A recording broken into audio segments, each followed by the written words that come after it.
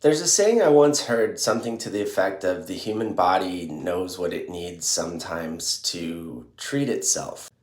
And what I really find funny is I've been looking into literature in the peer-reviewed medical journals to see if there's anything out there about nicotine in particular, because it's another substance in general that throughout my life, since I've been an adult at least, I've kind of had in some form, more recently in the form of these nice vape cartridge things that you can get that are supposedly disposable.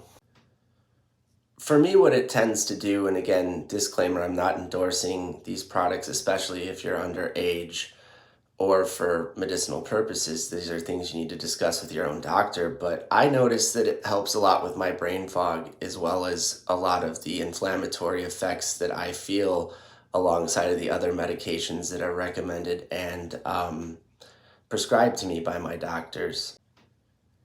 And it turns out in a handful of medical journal papers out there, they find the same thing, that while smoking itself is bad and harmful to your lungs, it can cause cancer, obviously, chronic lung disease, and all kinds of things we don't want. Nicotine itself doesn't seem to be as problematic and actually seems to have more anti-inflammatory effects than pro-inflammatory effects.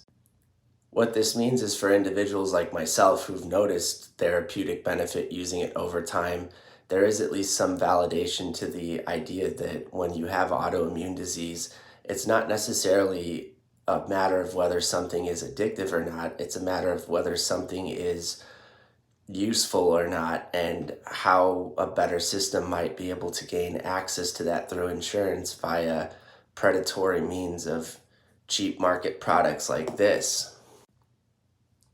Because at the end of the day, I mean, you want to give choice to your consumers as to how they administer something safely if there is a therapeutic benefit, and to know for sure if there is or isn't, so that maybe better ways of treating our current forms of autoimmune illness, mental illness, etc., might be compounded upon. And so instead of making a bunch of risky new things all the time, why not just go back to more ancient things that, yeah, you might not be able to patent, but they might actually be worth looking into after all. If you found this interesting at all, don't forget to like, subscribe, share, and wherever you are out there, hope you're having a good one. We'll catch you on the next one. Thanks, folks.